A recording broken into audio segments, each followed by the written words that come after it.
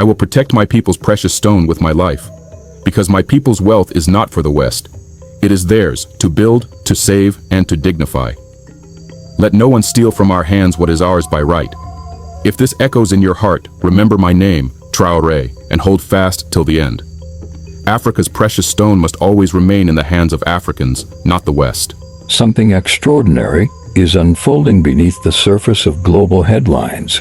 A showdown brewing between Burkina Faso and the world's greatest power over gold, literal gold. A U.S. general has accused Traoré of hiding reserves. What if there's more to this than what they've told you? Stick around, because by the end of this story, you'll know the real reason. The world might not want you to hear it, and you'll be compelled to speak up. This may not reach you automatically. YouTube's algorithm can bury stories like this. If this voice matters to you, please lean in now. Go ahead, like, comment, share. Your action could pull this story from the shadows and bring it into the light, because some truths survive only when people choose to lift them up. Today's story isn't just about gold, it's about sovereignty, memory, and how belief can turn a resource into a rallying cry. Historically, Burkina Faso has long been a center of resistance in West Africa. You've heard of Thomas Sankara, the charismatic leader whose dream of self-reliance still echoes today. Now imagine someone walking in his footsteps but in the digital age. Under a global microscope, Ibrahim Traoré rose quickly and unassuming until he began nationalizing gold mines, building a refinery, closing loopholes that let foreign companies siphon profits. He was hailed, and soon, he had enemies, powerful ones. Enter General Michael Langley of U.S. Africa Command. He pointed a finger, accused Traoré of using gold reserves to consolidate power. On surface, it sounds like a geopolitical warning, but dig deeper, and you'll find layers of fear, pride, and suspicion. We're diving into the formal statements, the silent transactions, the press coverage, the regional whispers. We'll ask, is this about stability or about resource control? Is Traoré defending his nation or threatening the status quo? But before we go on, remember how I began. The gold, the accusation, the hidden truth. They're threads that lead to one conclusion. By the end, you'll see the pattern and know why this matters, not only to Africa, but to anyone who cares about sovereignty, memory, and justice. To understand the heat around this accusation, you need to know just how much gold means to Burkina Faso,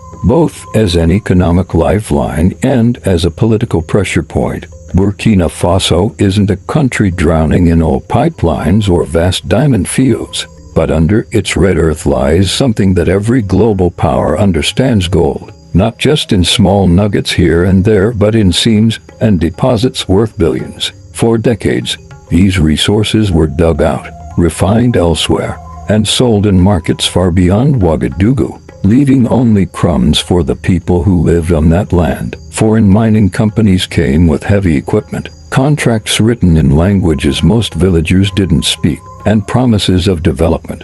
The reality: towns stripped bare, rivers polluted with mercury, and a treasury that barely saw a fraction of the wealth leaving in armored trucks. Then came Traoré. In less than a year after taking power, he did something unusual for a young African leader. He didn't just talk about sovereignty.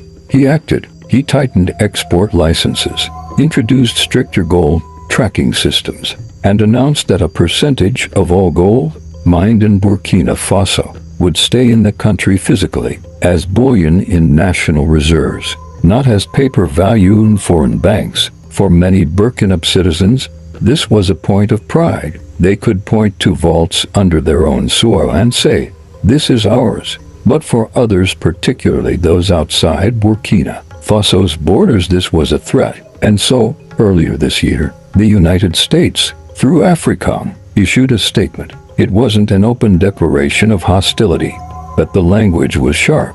General Michael Langley suggested that certain leaders in the Sahel were withholding gold reserves in ways that destabilize regional markets.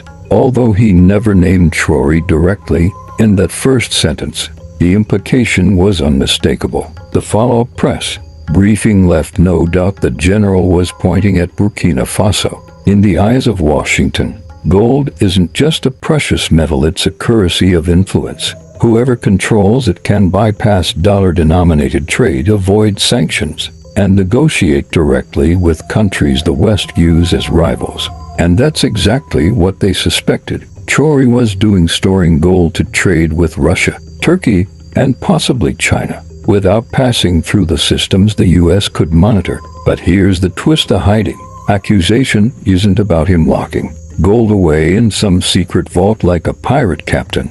It's about a strategic choice, keeping Burkina Faso's gold in Burkina Faso. To understand why this rattled Washington, you have to think about the global financial order. For decades, African gold flowed north and west, not east, and certainly not into African vaults. The moment a leader interrupts that flow, alarms go off, not just in government offices, but in corporate boardrooms and banks tied to the trade. Now this is where the story gets murky and dangerous, because in accusing Traoré, the US wasn't just questioning his economic policy. They were hinting at something bigger, that he was building an independent financial safety net, the kind that could allow Burkina Faso to ignore Western pressure entirely. And that, in the geopolitics of our time, is almost unforgivable. On the surface, this looks like a simple dispute over gold: who owns it, where it's kept, and how it's traded. But the truth,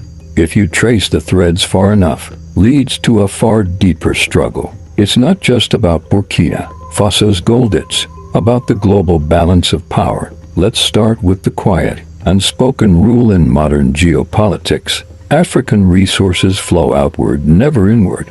The continent digs, drills, and mines. Foreign powers refine, manufacture, and sell. This is the supply chain the global economy has been built on for decades. And for the most part, African leaders have played along, some willingly, others because the alternative was political exile or worse. But when Ibrahim Traoré decided to hold back a chunk of Burkina Faso's gold reserves physically within the country, he wasn't just changing economic policy. He was sending a message: we will no longer be the suppliers for everyone else's wealth while our people remain poor. That message did not go unnoticed. The US accusation wasn't simply about the location of the gold. It was about control. Washington's concern wasn't that the gold was being hidden from Burkina citizens, it was that it might be used in ways they couldn't monitor. In today's world, gold is more than jewelry and investment. It's a strategic bargaining chip. And here's the part that the official statements don't mention. Intelligence sources in West Africa, both local and foreign, have whispered about quiet visits between Burkina officials and delegations from countries like Russia, Turkey, and Iran. There are rumors of discreet talks about bypassing the US dollar entirely in trade deals, settling accounts with gold or alternative currencies. For a superpower that relies on the dollar as the world's financial anchor, that's not just defiance, it's a threat. But there's another layer: military influence. Burkina Faso's growing ties with non-Western military partners have already shifted the security balance in the Sahel. If those alliances are underpinned by gold reserves, gold that the West can't freeze or sanction, then Traoré is essentially building a war chest that no foreign bank can touch. From Washington's point of view, that's dangerous. From Traoré's point of view, it's survival. And here's where things get really interesting.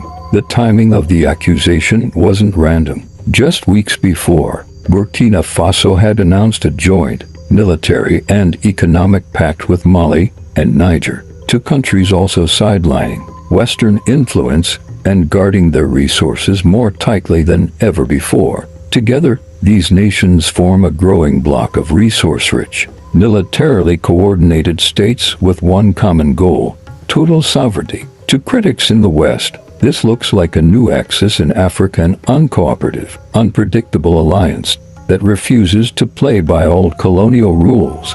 To many Africans, it looks like the first real shot at independence in generations. So, was the US accusation about hidden gold really about transparency, Or was it about breaking the momentum of this new alliance before it becomes too strong? Because if there's one thing history has taught us, it's this: when small nations try to rewrite the rules of the game, the biggest players rarely just sit and watch. Officially, Burkina Faso's gold reserves are accounted for in central bank records, just like any other countries. But the reality on the ground is murkier and far more intriguing. Multiple intelligence reports suggest that not all of the country's gold is stored in official vaults in Ouagadougou. Some of it, potentially a significant portion, is hidden in secure, heavily guarded underground facilities scattered across the countryside. One location that keeps coming up in whispers is an abandoned French colonial military bunker in the northern Sahel, once a dusty relic of another era. It's now rumored to be fortified with modern steel doors, biometric locks, and around-the-clock armed patrols. Locals say they've seen unmarked military trucks arrive at night, their cargo covered under thick tarps, always under heavy escort. But here's the twist: these vaults aren't just about storage, they're about deniability. If gold isn't sitting in a single central bank building, foreign powers can't just seize it in one operation, or freeze it through international banking channels. It forces anyone trying to access it to play a dangerous game on Burkina Faso's home turf. Foreign intelligence agencies, particularly the French DGSE and the American CIA, have allegedly tried to map these sites. Satellites have scanned rural terrain for signs of recent excavation, unusual infrastructure, or heavy movement of armed convoys. But Traoré's inner circle appears to be 2 steps ahead. Here's something even more startling. Some analysts believe a portion of the gold has been converted into ghost gold, bars with no serial numbers, melted down and recast to erase all tracking. This means it can move across borders undetected, funding projects, weapons purchases, or foreign partnerships without ever touching a traceable bank account. One senior West African security official, speaking off record, described it this way: they have turned gold into a weapon, not a bullet, not a bomb, but a weapon against control. And the West hates weapons they can't see. But why hide so much gold in the first place? Because Traoré knows history. Many African leaders before him learned it the hard way, that reserves stored abroad can be frozen in an instant. Ask Libya's Gaddafi when the NATO-led intervention began. Billions in gold and foreign reserves disappeared from his control almost overnight. Traoré's strategy ensures that if Burkina Faso ever comes under political or military pressure, its gold won't be the first casualty. Still, secrecy breeds suspicion. To outsiders, hidden vaults look like evidence of corruption or covert deals. And if the rumors about gold-backed military alliances are true, then these vaults are more than just a safety net. They're the financial backbone of a potentially game-changing African power shift. If the hidden vaults are the heart of Traoré's strategy, then the arteries are the covert gold routes snaking across the Sahel. Officially, Burkina Faso exports hundreds of millions of dollars worth of gold each year, mostly to refineries in Switzerland and the Middle East. But intelligence leaks suggest there's another flow, an unofficial stream of unmarked bullion, moving through neighboring countries with almost surgical precision. One primary route heads north into Mali, a nation now tightly aligned with Burkina Faso under the new alliance of Sahel states. From there, the gold is believed to be refined in discreet facilities far from prying eyes. The advantage: Mali, like Burkina Faso, is an open defiance of French and Western influence, making it a safe staging point. A second route flows east toward Niger, which controls critical uranium deposits and sits on strategic trade corridors. Sources say Niger's new military leadership sees Traoré's gold not just as a commodity,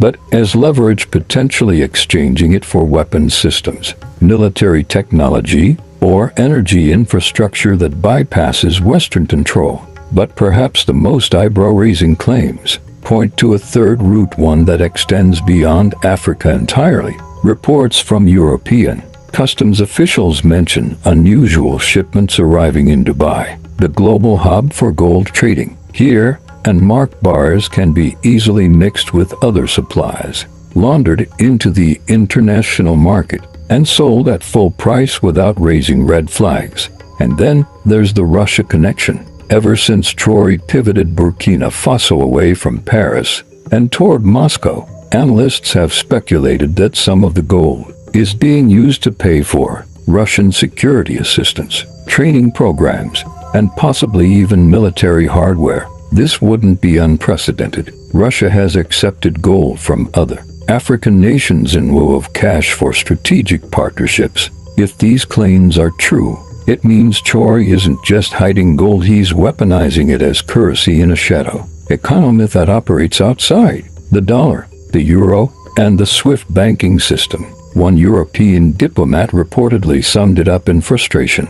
If we can't track the money, we can't control the politics. And if we can't control the politics, we lose the game. This is exactly why the U.S. accusations hit so hard. They're not just about gold, they're about a shift in the balance of global power. A young African leader is allegedly building financial escape routes that the West can't easily block, all while rallying other nations to do the same. Publicly, U.S. officials talk about transparency, illegal trade, and regional instability. But in private, their tone is very different. What they fear is not just that Traoré might be hiding Burkina Faso's gold, it's that he might be building an African economic firewall, one that shields his country, and possibly others, from Western sanctions and the financial chokeholds that have been the West's ultimate weapon for decades. The US dollar has been the king of global trade for nearly 80 years. Whether it's oil, gas, or gold, most international deals are priced in dollars. This means that if Washington wants to punish a country, it can block access to its banks, freeze its assets, and cripple its economy almost overnight. But gold, physical, tangible, untraceable gold, changes that equation. You can hold it in your hand, move it across borders without a single bank transaction, and trade it for whatever you want. No SWIFT codes, no IMF conditions, no Treasury Department approvals. And here's the nightmare scenario for Washington. What if Traoré's hidden reserves aren't just for Burkina Faso? What if they're the seed for a Sahel gold reserve, a regional fund that backs a new African currency or supports joint economic projects outside Western control? It sounds ambitious, maybe even far-fetched, but remember, Traoré has already defied the odds. He cut military ties with France, expelled French troops, forged security pacts with Mali and Niger, and strengthened ties with Russia and other known Western powers, all in less than 2 years. Now imagine that same boldness applied to finance. Imagine African nations trading their resources for gold-backed credits instead of dollars, or using those reserves to buy tech, weapons, and infrastructure without a single Western loan. That's not just independence, that's economic sovereignty. And for a global system built on African dependency, that's a dangerous precedent. One intelligence analyst put it bluntly: if Traoré pulls this off, he won't just be a problem for France, he'll be a problem for the entire Western order. And maybe that's why this story is so volatile. It's not really about accusations or hidden vaults, it's about who controls the future of Africa's wealth. In Washington, the language shifts behind closed doors. Publicly, they speak about dialogue, concern, and partnership. Privately, the discussion is about containment, disruption, and neutralization. Traoré isn't just a military leader to them, he's a symbol. And symbols can inspire movements far beyond their borders. Inside the Situation Room, analysts lay out 3 scenarios on the table. Scenario 1. Traoré can flood Burkina Faso with offers development aid, infrastructure loans, security assistance, anything that might pull him back into the Western orbit. The idea is to overwhelm him with resources and tie him up in agreements that limit his independence. But there's a problem. Traoré has already shown he can say no to deals that come with strings attached. Scenario 2. Discredit him. If they can't buy him, they can try to turn him into a cautionary tale, push stories of corruption, mismanagement, or brutality into global headlines, highlight any unrest in Burkina Faso, and link it to his leadership. The goal: erode his image as the disciplined, fearless African reformer. Scenario 3. Isolate him. This is the most dangerous and the most likely if the first to fail. Use diplomatic pressure to push regional leaders away from him. Target: his allies Mali, Niger, maybe even Russia with sanctions or incentives to cut ties. The hope is that without external support, Traoré's gold network collapses, and so does his political capital. But there's an unexpected twist. In recent intelligence brief, a name keeps coming up: South Africa. It's not just because of its mining power or gold reserves, it's because South Africa has been quietly discussing ways to strengthen economic cooperation with Burkina Faso. If Pretoria sides openly with Traoré, it could give him legitimacy on a continental scale and shield him from total isolation. This is where the chessboard gets complicated. The US knows that a Burkina Faso-South Africa gold partnership could trigger a chain reaction across Africa's mineral-rich nations. Ghana, Tanzania, even the DRC might see it as a model to follow. And once the gold starts moving without touching US or European banks, the whole game changes. One veteran diplomat was overheard saying, if the gold is real, and if South Africa joins in, we're not looking at a regional issue anymore. We're looking at the start of an African economic bloc that could outlive Traoré himself. And that's when the question stops being about where is the gold, and starts being how do we stop the idea. The whispers begin quietly, not in Washington or Ouagadougou, but in the bustling ports of West Africa. Dock workers in Dakar claimed they saw something unusual weeks ago: a heavily guarded convoy arriving under cover of night. No markings, no official paperwork, and an escort that bypassed all port inspections. In Katana, a veteran customs officer tells a journalist friend that certain sealed containers from Burkina Faso were waved through without scanning, their destination unknown, and then the rumor explodes. The gold, if it exists, might not even be in Burkina Faso anymore. Some sources believe Traoré orchestrated a covert transfer months earlier, moving the reserves into a safe location long before the accusations from the US went public. If true, it means he anticipated the backlash and acted before any sanctions or blockades could trap the assets. But here's where it gets stranger. Intelligence chatter points to two possible destinations.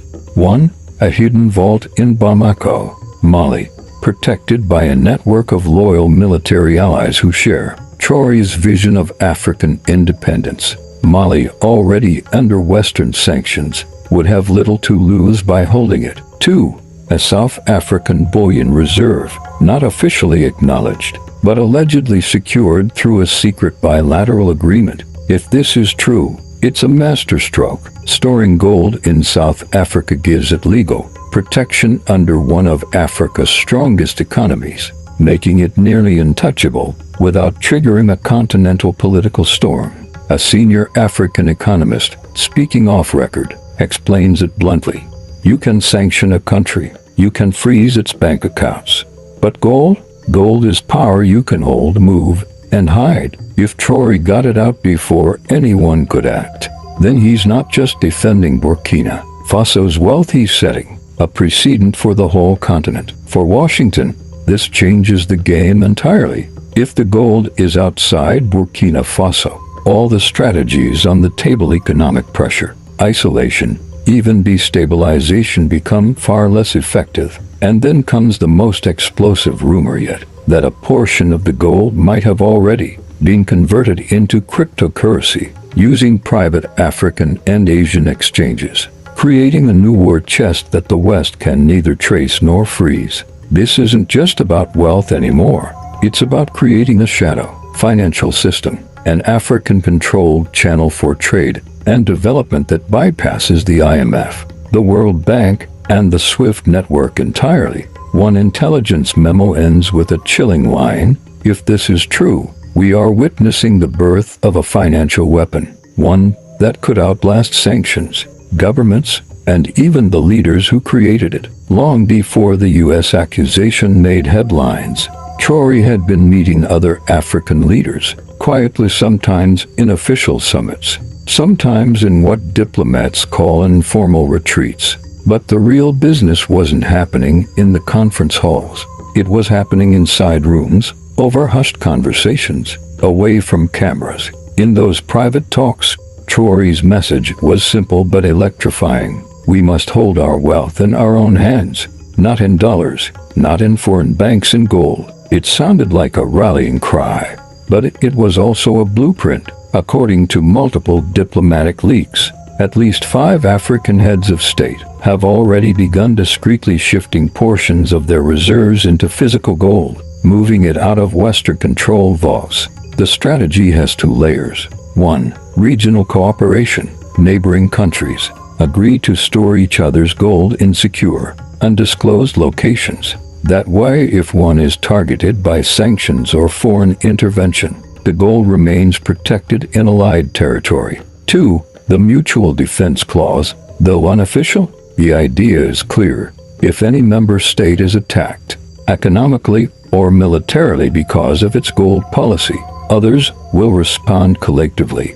In other words, an attack on one is an attack on all. What's more unsettling for Washington is that Traoré's idea is catching on in unexpected places, even among leaders who are traditionally aligned with the West. Some see it not just as a way to resist foreign control, but as insurance against global economic collapse. One intelligence analyst put it this way: imagine if half the continent suddenly pulled their reserves from Western banks. That's not just a political move, that's a direct strike at the heart of the global financial system. And the Americans aren't the only ones watching nervously. According to leaked briefings, France, the UK, and the EU have all quietly expressed concern that if the gold alliance grows, it could derail their influence over African markets entirely. Behind closed doors, there's already talk of countermeasures, offering debt relief packages to countries considering Traoré's approach, increasing military aid to compliant governments, and pushing disinformation campaigns to discredit the gold strategy. But here's the thing: Traoré isn't just defending gold. He's shaping a narrative that Africa's future will be written in its own vaults, not in the offices of the IMF or the Federal Reserve. The deeper fear in Washington isn't just about Burkina Faso's gold, it's about the idea spreading faster than they can contain it. When the U.S. accused Traoré of hiding Burkina Faso's gold, most assumed it was purely about African politics, but buried deep in diplomatic cables and whispered among insiders is a revelation that adds a whole new layer of intrigue. Donald Trump's shadow in the gold story. It starts in 2018, during Trump's presidency. According to a source who worked inside the State Department, Trump had an unusual habit in private meetings with African leaders. He would veer off script from official talking points and speak bluntly about money, debt, and gold. In one meeting with a West African president whose name remains classified, Trump reportedly leaned forward and said, "Don't trust them to hold your wealth. Keep your gold close. It's the only thing they can't print." The advice didn't match U.S. policy. It went against decades of American strategy to keep foreign reserves within the Western banking system. But Trump wasn't thinking like a career politician. He was thinking like a businessman who knew the power of hard assets. Now here's where it gets interesting. Fast forward a few years. Several of the African leaders who had private talks with Trump are now either part of or sympathetic to Traoré's gold movement. And in 2024, during a behind-closed-doors conversation at an investment summit in Dubai, Trump was overheard telling a group of African business tycoons, "The US dollar is strong until it isn't. If you've got gold, you've got power." Some analysts believe this wasn't just casual advice. It was a seed planted years ago, one that's now bearing fruit in ways Washington's current leadership doesn't like. And here's the kicker. Recently leaked photos place Trump and Traoré in the same private lounge during an African investment forum in 2023. The official event record says they never met, but insiders claim the two spoke briefly, away from cameras, before boarding separate vehicles. What was said in those few minutes? No one knows for sure, but the timing is suspicious. Just months later, Burkina Faso began accelerating gold purchases and moving them out of Western vaults. For critics of Traoré, this is proof of foreign manipulation. For his supporters, it's evidence that the idea of gold sovereignty is bigger than one leader. It's part of a growing global pushback against the dollar's dominance. And if Trump does make a political comeback, some wonder, could he openly support an African gold alliance, even if it clashes with official U.S. policy? When Burkina Faso's gold started leaving Western-controlled vaults, Washington's intelligence network lit up like a Christmas tree. Satellite imagery, cargo tracking data, and even intercepted phone calls painted a picture the U.S. didn't want public. Traoré wasn't just moving gold, he was moving it strategically. The shipments were never large enough to trigger international alerts in one go. Instead, they were split into smaller, discrete consignments, routed through unusual paths. Some moved quietly through Port Sudan under the guise of agricultural exports. Others vanished into the air via small and marked planes landing in Asmara, Eritrea, a country with no love for Western sanctions. But here's the most baffling part. A significant chunk of Burkina Faso's gold seemed to end up into locations that make no geopolitical sense on paper, one in the United Arab Emirates, and another in a heavily guarded facility in rural Montana, USA. Why Montana? Insiders say this was part of a double-blind storage tactic, hiding gold right under the nose of the very system Traoré is resisting. Officially, it belonged to a private mining conglomerate with no ties to Burkina Faso. Unofficially, leaked manifests showed the gold's origin matched West African mines operating under Traoré's protection.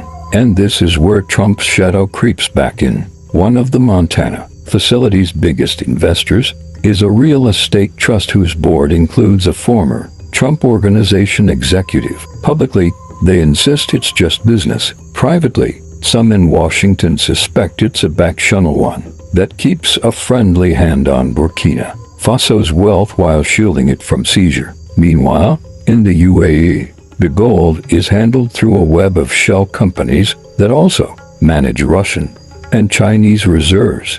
It's a geopolitical cocktail Washington doesn't like at all. To U.S. policymakers, it looks less like random storage and more like a deliberate step toward an alternative global gold network, one that could bypass the dollar entirely. That's when the real panic began.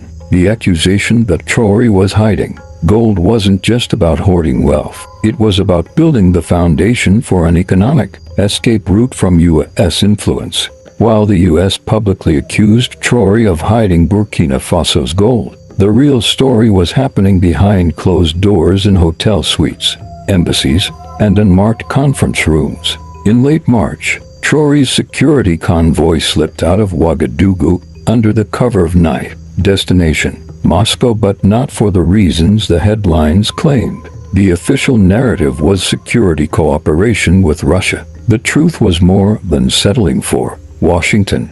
They were discussing gold-backed currency mechanisms. Sources say Russian negotiators brought a prototype settlement agreement, a financial blueprint for using gold reserves from multiple African nations to create a trade currency immune to U.S. sanctions. The plan included digital settlement platforms run on servers far outside Western jurisdiction, with transactions verified via blockchain and secured through encrypted satellite relays. But Russia wasn't the only player. A week later, Traoré's envoys landed quietly in Beijing. China's interest was crystal clear. They've been building a global gold supply chain for years, and Burkina Faso's output could fill a crucial gap in their African reserve strategy. Beijing didn't just offer to buy gold, they offered infrastructure, tech support, and debt-free loans in exchange for a long-term supply agreement that completely bypassed the US dollar. Here's the shocker: a leaked diplomatic cable suggests that during the Beijing talks, a Chinese official referred to the project as Operation Phoenix, the rebirth of global trade without Western financial dominance.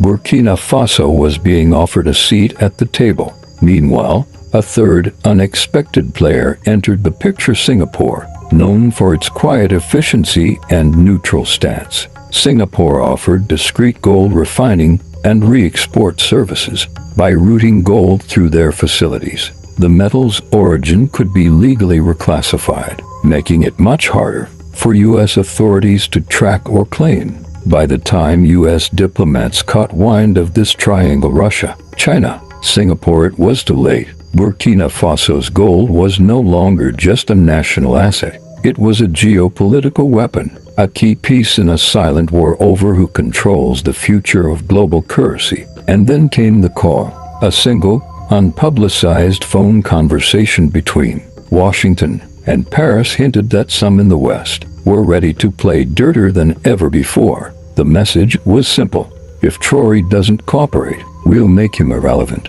In early April, just weeks after the U.S. accusations, a team of French geologists allegedly working on environmental surveys were spotted deep in the rural province of Ganzourgou. The locals found it suspicious because these foreigners moved with military escorts and avoided main roads. At first, nobody paid much attention, but 3 days later, villagers stumbled upon something unusual near the same site: a cluster of freshly dug tunnels leading to chambers filled with gold-bearing rock. This wasn't an ordinary mining spot. It was part of a buried colonial-era storage site, sealed since the 1940s. Historical whispers say the French, before losing control of parts of West Africa, buried large caches of unrefined gold in remote areas to retrieve later. This was supposed to be one of those caches, and now it seemed someone had found it. Here's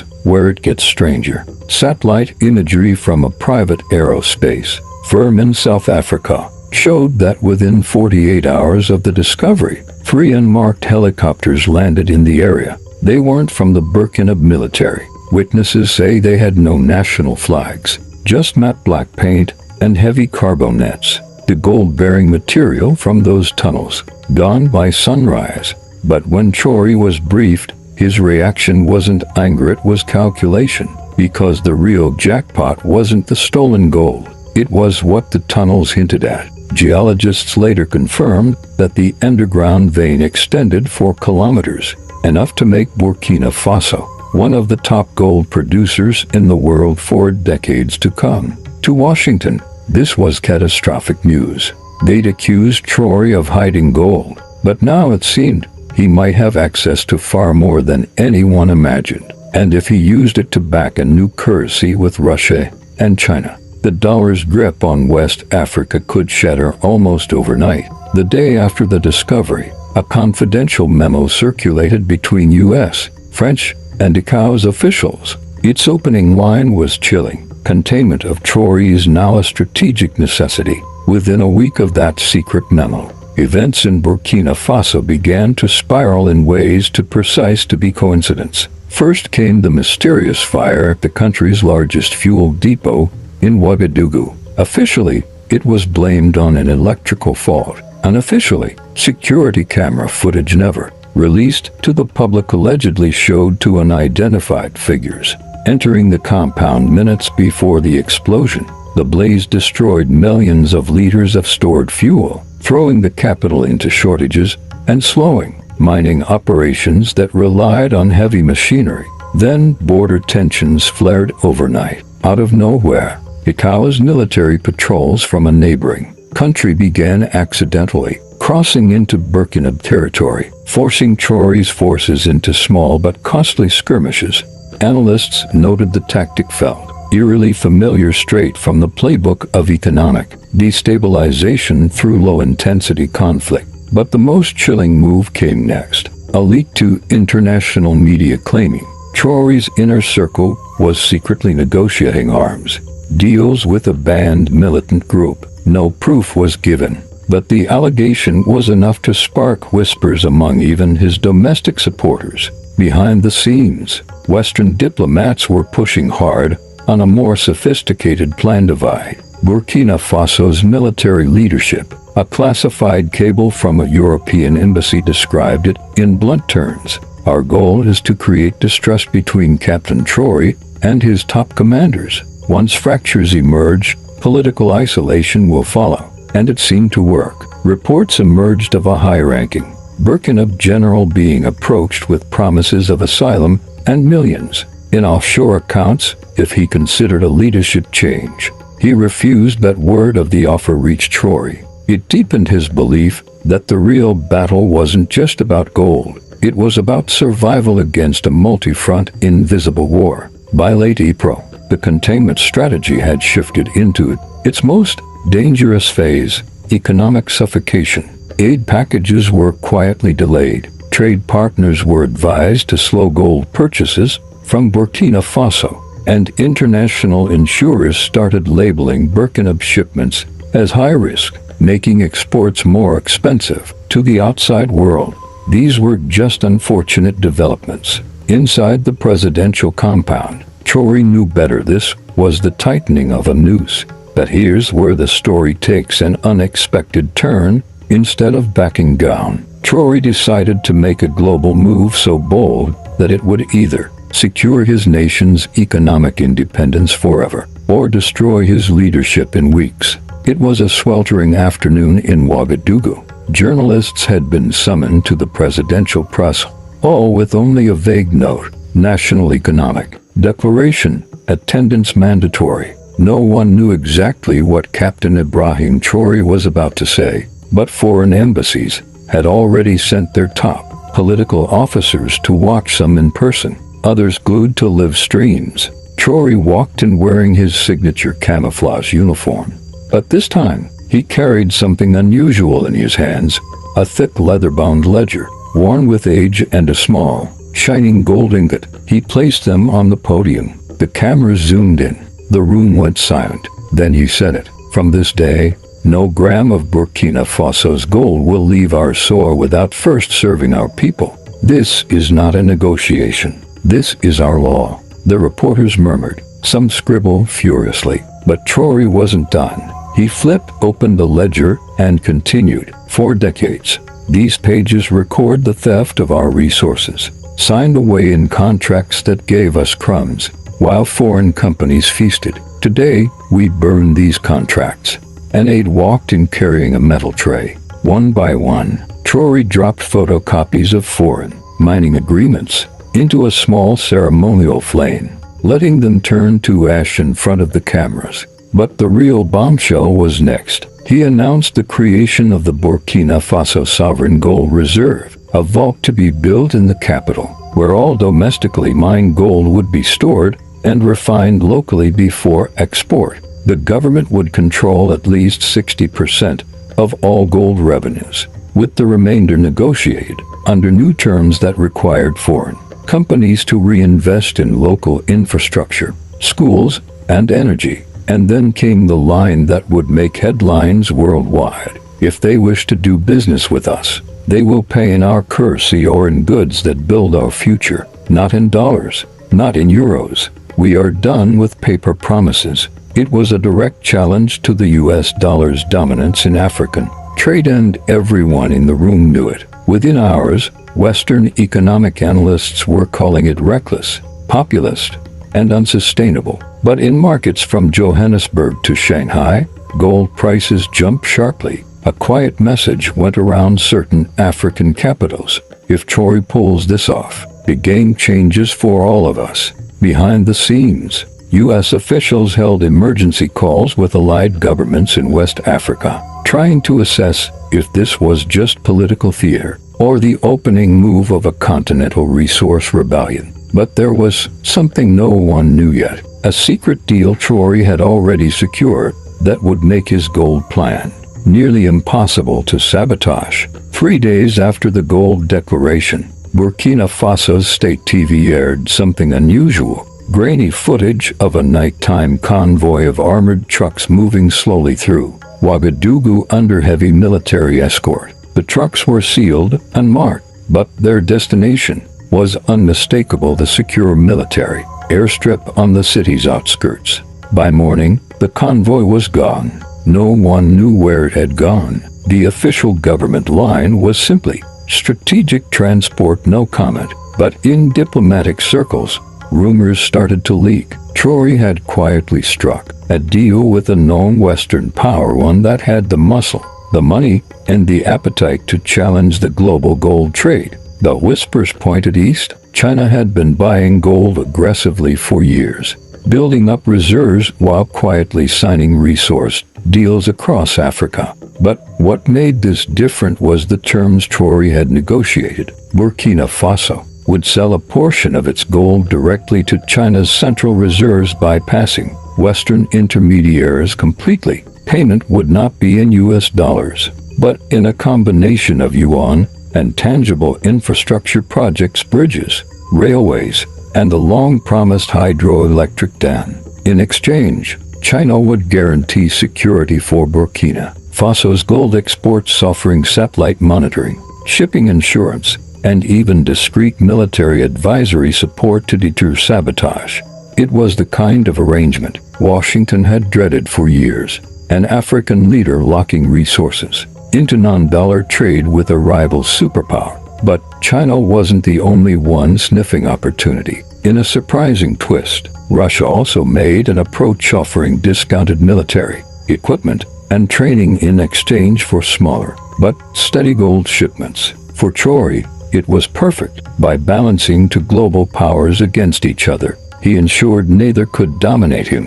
When news of these alignments reached the U.S. State Department, one word kept appearing in internal cables: containment. The fear was clear: if one West African nation could break free from dollar dependency using gold, others might follow. And indeed, that fear was justified. Mali, Guinea, and even resource-rich Niger began sending envoys to Ouagadougou. What Traoré had just done wasn't just national policy, it was the seed of an African economic bloc built on gold, not Western aid. The first crack didn't come from foreign powers, it came from inside. Traoré's closest advisors were a tight group of military officers, economists, and political allies, men and women who had stuck by him during the chaotic days after he seized power. But gold changes things.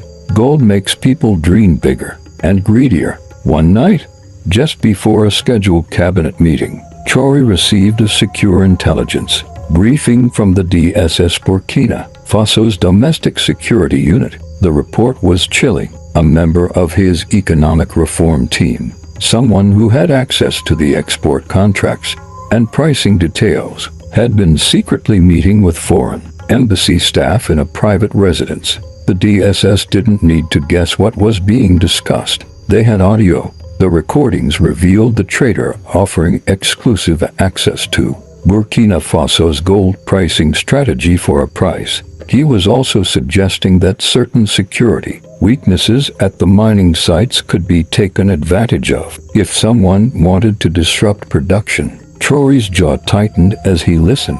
It wasn't just betrayal, it was treason. And worse, the embassy involved was not Chinese or Russian. It was French. The betrayal was a masterstroke of geopolitical sabotage. By planting a trusted insider on Traoré's team and paying him to leak strategy details, France could undermine gold exports before they even became stable. Mines could be sabotaged, routes ambushed, contracts discredited, and with enough chaos, Burkina Faso's gold would be seen as too risky for international trade, pushing Traoré back toward the old system. Traoré acted fast. The traitor was summoned to the presidential compound under the pretext of a late-night strategy meeting. When he arrived, his phone was confiscated, and two armed guards escorted him into a darkened room. Inside, Traoré was waiting, not in uniform, but in plain clothes, sitting at a table with a single lamp. He didn't shout. He didn't accuse. He simply played the audio recordings. The traitor's face went pale.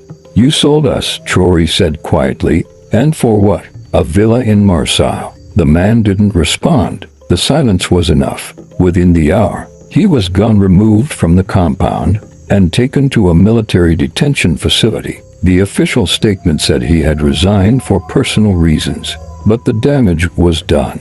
If one man could be bought, others could too, and Traoré now understood. The gold war would not be won on the battlefield alone. It would be fought in whispers, in sealed envelopes, in private dinners between smiling diplomats and desperate men. Still, Traoré didn't slow down. Instead, he tightened the circle, doubled security at the mines, and moved more export operations under direct military supervision. France understood something many military strategists ignore. You don't always need to defeat a leader with bullets. Sometimes, you just need to make his own people turn on him. Within weeks of the traitor's arrest, a strange pattern emerged on West African social media. Popular Facebook pages and Twitter accounts that had once supported Traoré began posting negative stories about him. Asterisk claims that he was selling the country to Russia. Asterisk rumors that gold wealth was being hidden in secret accounts. Asterisk fake leaked documents showing that mining profits were going only to the military elite. The stories were well produced, professional graphics, convincing narration, even fake eyewitness testimonies. Hashtags like hashtag gold for generals and hashtag Traoré the traitor started trending. Even in Ouagadougou, some taxi drivers started telling passengers, "This gold thing will only make the rich richer." It wasn't just random online noise. It was a coordinated disinformation campaign. France had activated its media contacts, regional influencers, and paid bloggers in neighboring countries. The goal was to paint Traoré not as a liberator, but as just another corrupt strongman. Traoré knew he couldn't fight propaganda with silence. So, he launched a bold move, one no African leader had ever attempted at this scale. He announced the People's Gold Program. Every quarter, 15% of national gold export profits would be directly distributed to local communities, not through government agencies, but via public development projects that people could see with their own eyes. Within months, the results were visible. A brand new hospital in Ouagadougou with modern equipment, a 200-classroom school complex in Bobo-Dioulasso, clean water projects in rural areas that had been ignored for decades. He personally attended some of the inaugurations, wearing simple clothes, speaking in the local languages, reminding people, "This is not my gold. This is your gold. No one will take it from you again." The propaganda started to weaken. Even those who doubted him had to admit the roads were being paved, the schools were real, and the clinics were treating patients.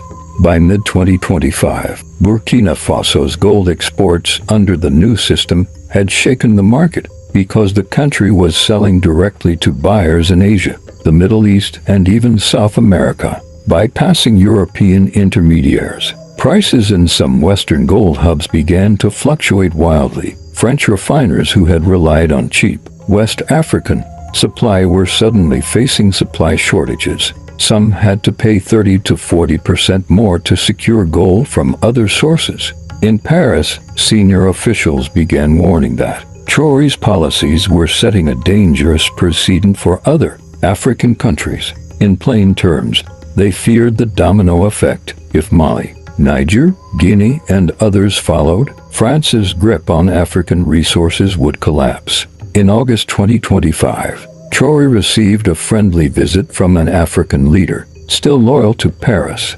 Over a private dinner, the man leaned forward and said, "Ibrahim, my friend, they will not stop. If you keep going, you will not see the end of the year as president. France will make you look like a war criminal if they can't remove you another way." Traoré listened, then replied calmly, "Then let them come. But they will not find a slave here." The threats only strengthened his resolve. He began hosting closed-door summits with leaders from Mali, Niger, and Guinea. The proposal on the table was nothing less than revolutionary. A West African Resource Alliance, where member states would jointly control export prices, negotiate as a bloc, and defend each other against economic sabotage. For the first time in decades, Africa's gold, uranium, and rare earth minerals might actually be sold on Africa's terms. By the end of 2025, Traoré's gold reform had made Burkina Faso economically stronger than it had been in decades. Yes, the threats were still there. Yes, assassination rumors swirled. But something irreversible had happened. The people had tasted ownership of their wealth. Children were sitting in new classrooms. Farmers had new irrigation pumps. Mothers were giving birth in clean hospitals instead of on dusty mats. And for once, the wealth under African soil wasn't just filling foreign bank accounts. It was changing African lives. In his final public address of the year, Traoré stood before a crowd in Ouagadougou, the national flag waving behind him. They told us it was impossible. They told us our resources must pass through Paris or London before they reached the world. They told us we were too weak to decide for ourselves. But we have proven them wrong. Africa, the day you claim your wealth is the day you claim your dignity. And no one can take dignity from a free people. The crowd roared, and somewhere, in a glass office in Paris, a senior diplomat slammed his fist on the desk. The gold war wasn't over, but Burkina Faso had fired the first shot, and the echo was shaking all of Africa.